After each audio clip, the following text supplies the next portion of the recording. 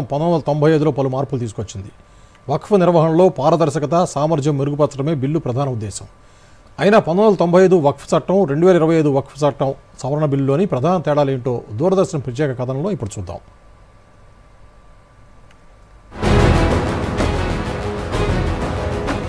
1995లోని వక్ఫ్ చట్టం పేరు the Waqf act 1995గా ఉండగా దీనిని మరింత విస్తృతపరిచి ఏకీకృత వక్ఫ్ నిర్వహణ, సాధికారత, సమర్థత అభివృద్ధి చట్టంగా నామకరణం చేశారు. 1995 వక్ఫ్ చట్టం ప్రకారం డిక్లరేషన్, ఉపయోగం లేదా ఎండోమెంట్ ద్వారా వక్ఫ్ ఏర్పడేది. కానీ 2025 బిల్లు వక్ఫ్ బై యూజర్ను తొలగించి కేవలం డిక్లరేషన్ లేదా ఎండోమెంట్ ద్వారానే అనుమతిస్తోంది. దాతలు 5 సంవత్సరాలుగా ఇస్లాం ఆచరిస్తున్న ముస్లింలు అయి ఉండాలి. స్త్రీల వారసత్వాన్ని నిరాకరించే వక్ఫ్లు చెల్లవు. ప్రభుత్వ ఆస్తుల విషయంలో 1995 చట్టంలో స్పష్టమైన నిబంధన లేదు. కానీ 2025 బిల్లు ప్రకారం వక్ఫ్గా గుర్తించబడిన ప్రభుత్వ ఆస్తులు వక్ఫ్ కావని తేల్చెప్పింది. వివాదాలను కలెక్టర్ పరిష్కరించి నివేదికను రాష్ట్రానికి సమర్పిస్తారు.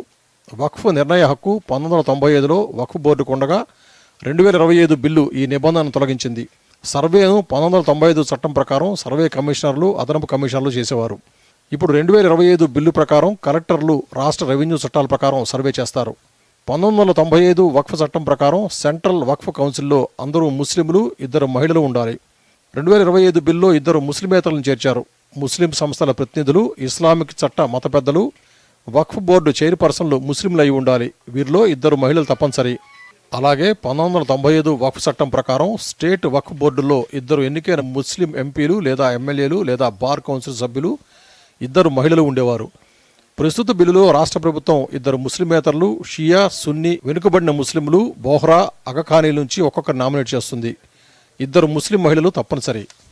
పాత చట్టం ప్రకారం ట్రైబ్యునల్లో జడ్జి, అదనపు జిల్లా మ్యాజిస్ట్రేట్, ముస్లిం చట్ట నిపుణుడు ఉండేవారు. 2025 బిల్లు ప్రకారం ముస్లిం చట్ట నిపుణుని తొలగించి జిల్లా కోర్టు జడ్జి, జాయింట్ సెక్రటరీలను చేర్చారు. ట్రైబ్యునల్ ఆర్డర్పై అప్పీల్ 1995లో ప్రత్యేక పరిస్థితుల్లోనే హైకోర్టుకు వెళ్లేది. కానీ ప్రస్తుత బిల్లు ప్రకారం ట్రైబ్యునల్ నిర్ణయంపై 90 రోజుల్లో హైకోర్టుకు అప్పీల్ చేయవచ్చు. పాత చట్టం ప్రకారం రాష్ట్ర వక్ఫ్ బోర్డు ఖాతాలను కేంద్రం ఎప్పుడైనా ఆడిట్ చేయగలవు. వక్ఫ్ రిజిస్ట్రేషన్, ఖాతాలు ఆడిట్పై కేంద్రం నిబంధనలు రూపొందించేందుకు తాజా బిల్లు వీలు కల్పిస్తుంది. కాగ్ లేదా నియమిత అధికారి ఆడిట్ చేస్తారు. ముస్లింల శాఖల విషయంలో షియా వక్ఫ్ 15% దాటితే షియా, సున్నీలకు విడివిడిగా బోర్డులు ఉండేవి. తాజా బిల్లు ప్రకారం బోహ్రా, అగఖానీ వక్ఫ్ బోర్డులను కూడా ఏర్పాటు చేసుకోవచ్చు. ఈ మార్పులతో వక్ఫ్ నిర్వహణలో పెద్ద సంస్కరణలు తీసుకొచ్చే ప్రయత్నం జరిగింది. వక్ఫ్ నిర్వహణలో పారదర్శకత, సామర్థ్యం, సమగ్రతను పెంచే దిశగా పాత చట్టంలోని లోపాలను సరిదిద్దుతూ కేంద్రం తాజా బిల్లును రూపొందించింది. Bureau report, Doordarshan news.